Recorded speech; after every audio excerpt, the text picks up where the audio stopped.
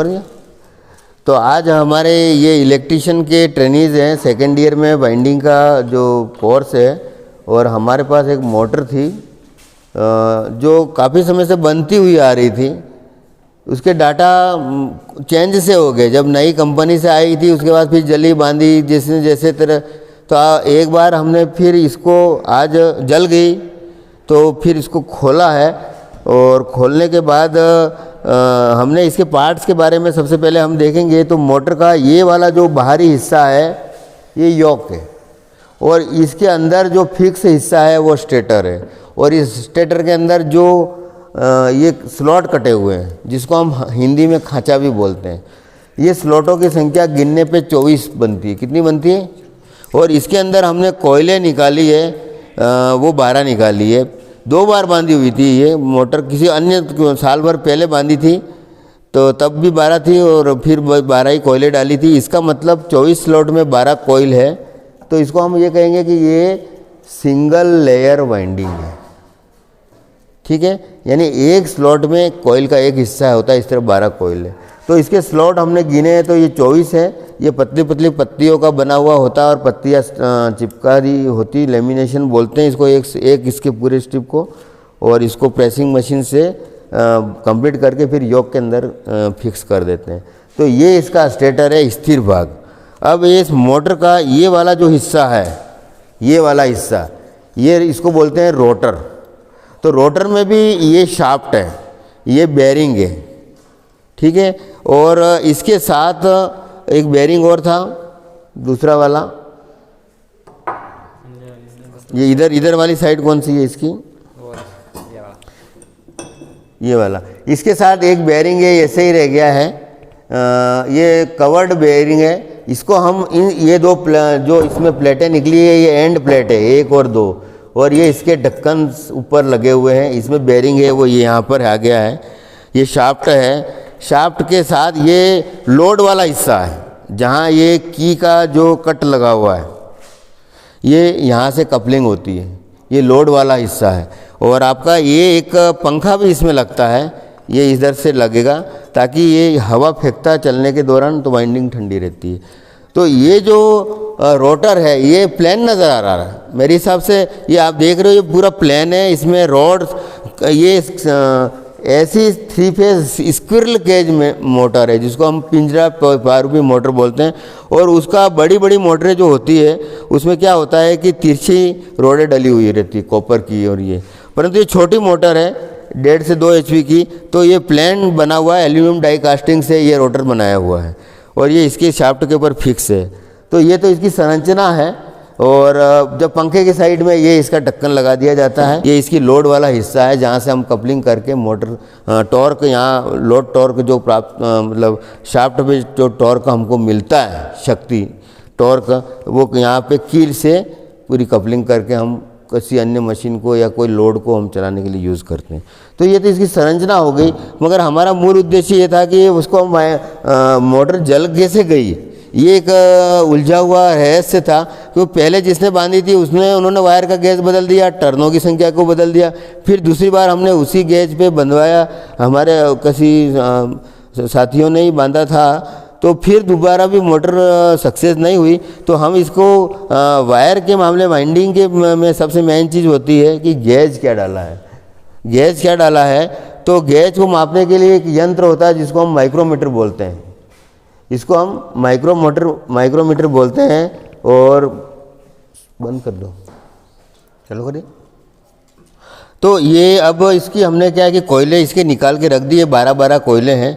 तो हम इसके गेज मापने के लिए एक यंत्र होता है जिसको हम माइक्रोमीटर कहते हैं, और इसके बारे में डिटेल हम बाद में वीडियो बनाएंगे। सबसे पहले तो हम इससे गेज माप लेते हैं। तो इसकी जो राउंड स्केल पे कितने आते हैं, आप मैं इस विपरीत दिशा में घुमा रहा हूँ, तार लाओ, इंसुलेशन हटा हुआ, ये सुपर एनामल तार है। और इसको आप इस पर स्लॉट, ये जो खांचा पटा इसके बीच में रखिए, इंसुलेशन हटाया हुआ।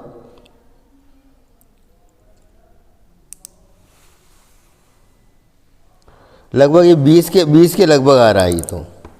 और 20 के लगभग तो जब ये आता है तो ये तो आपका गेज बनता है 23 और 24 के बीच का है। थोड़ा आपने इंसुलेशन हटाया नहीं, दूसरा तार लाओ, दूसरा लगाइए तार।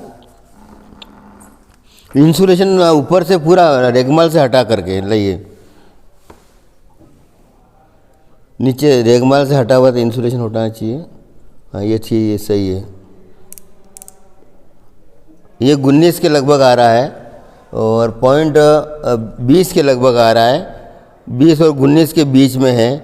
तो ये जो आपका ये जो माइक्रोमीटर है ये कम से कम जो माप पड़ता है, इसके पीछे लिखा हुआ इधर देखिए 1 इंच का माइक्रोमीटर है और कम से कम 0.001 इसकी लिस्ट काउंट है। तो जो ग्राउंड वाले स्केल पे जितना भी आप मेज़र करते हो इसको 0.001 से गुणा कर लो, सबसे सिंपल तरीका है। तो जैसे यहाँ पर हमारा पाठ्यांक आ रहा है 19 और 20 के बीच का, और उसमें अगर हम 0.001 का गुणा कर दें तो ये 0.020 के लगभग आ रहा है। और इस तरह से हमारा वायर गेज सारणी से देखेंगे तो 25 गेज बनता है। तो गेज में क्या होता है कि जैसे जैसे गेज बढ़ता है वायर पतला होता जाता है, ठीक है। गेज सारणी के अनुसार जैसे जैसे वायर गेज बढ़ता है वायर का जो डायमीटर है वो कम होता जाता है, ठीक है। जैसे पंखे का वायर देखोगे तो वो और पतला मिलेगा क्योंकि वो उसका पतला हो जाएगा और उसका गेज 36 का। तो ये इसकी डिटेल हम बाद में कभी वीडियो बनाएंगे जिसमें हम स्टैंडर्ड वायर गेज को भी लेंगे। तो अभी हमारा ये था ये गेज मापना है। तो ये 25 गेज का तार हमने इसको माना है और टर्न इसमें किसी में 100 आ रहे हैं, किसी में 105 आ रहे हैं, किसी में 96 आ रहे हैं। तो इस तरह से ये सीखने के हिसाब से वाइंडिंग की थी और कुछ शॉर्ट सर्किट की वजह से ऐसा कुछ वजह से ये जल गई, मगर हम उसको दोबारा बांधने की कोशिश कर रहे हैं। और ये स्लॉट के अंदर हमने ये पीवीसी पेपर को लगा दिया है, ये पीवीसी पेपर लगा दिया है और हमको अब 12 कोयले बनानी है और 3 फेज वाइंडिंग का डायग्राम है, डेवलपमेंट डायग्राम, ये भी हम बताएंगे। और इस तरह से ये 4 पोल में बंधेगी। तो इसकी आरपीएम 1450 से लगभग होगी, क्योंकि आरपीएम होती है ये पोलों के ऊपर निर्धारित होती है। 120 F/P और N को नीचे ले आओ तो P बराबर 120 F/P। 2 पोल की मोटर 3000 आरपीएम सिंक्रोनस है।